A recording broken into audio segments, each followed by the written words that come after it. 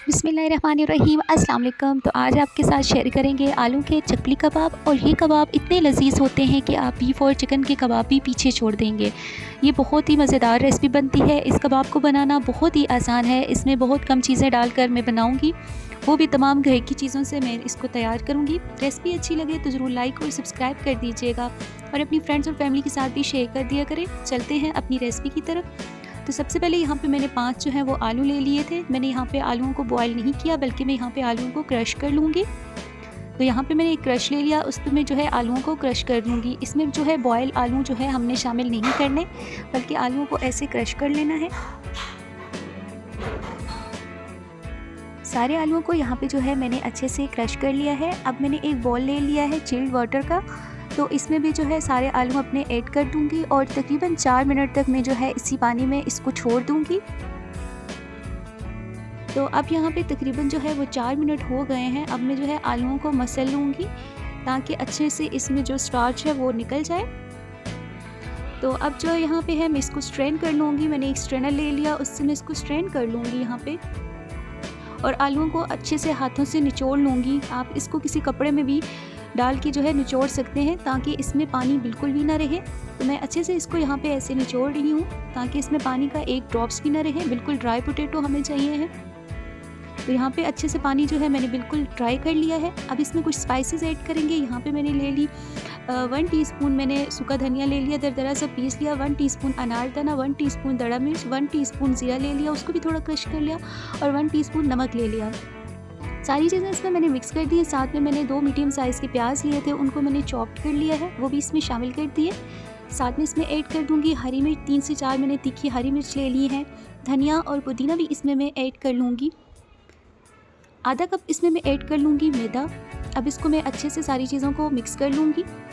Spices अपने test के according आप जो है वो इस्तेमाल कर सकते हैं। सारी चीज़ों को यहाँ पर मैं अच्छे से मिक्स कर रही हूँ। तो अभी हमारा मटेरियल सही नहीं लग रहा, इस वजह से मैं इसमें थोड़ा सा मैदा और ऐड कर दूंगी।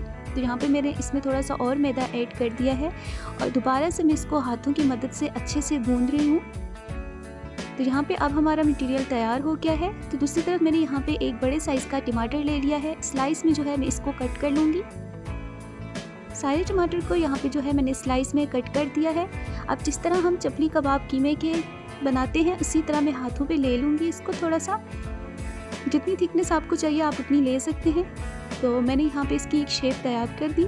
अब मैं इसके ऊपर एक टमाटर भी लगा दूँगी। सारे कबाब जो है मैं ऐसे ही सबसे पहले तैयार करके रख लूँगी ताकि बाद में फ्राई करने में आसानी हो। कबाब यहाँ पे मैंने सारे तैयार कर लिए। अब मैंने एक पैन ले लिया है, तो मैं जो है इनको शैलो फ्राई करूँगी, डीप फ्राई मैंने इनको नहीं करना। तो ऑयल यहाँ पे मेरा गर्म हो गया है। मैंने यहाँ पे 1 कप जो है वो ऑयल शामिल कर लिया था। अब मैं इसमें ऐड कर दूंगी कबाब जिस साइड हमने टमाटर रखा है वो साइड हमने जो है वो नीचे को रखनी है और इसको फ्राई करना है। अच्छा सा गोल्डन कलर आएगा तो मैं इसको साइड इसकी पलट दूंगी। तो यहाँ पे एक साइड इसकी तैयार हो गई है। आराम से जो है पहले मैं इसको नीचे से हटा दूंगी अगर नीचे लगा हो तो। अब जो है मैं आके इसको दोनों चम्मच से इसको पलट दूंगी ताकि ये आसानी से पलट जाए और छींटे ना पड़े ऑयल की आप पे। तो कबाबों को मैंने उल्टा दिया है। इसी तरह से मैं दूसरी तरफ से भी इसको गोल्डन कलर आने तक पका दूंगी। तो कबाब यहाँ पे दोनों साइडों से पक के तैयार हो गए हैं। बहुत प्यारा गोल्डन कलर आ गया है। प्लेट में निकाल लूँगी इनको मैं, और दूसरे भी सारे कबाब जो है ऐसे ही तैयार कर लूँगी। बहुत ही मज़े की रेसिपी बनती है, आप ज़रूर इस रेसिपी को ट्राई कीजिएगा।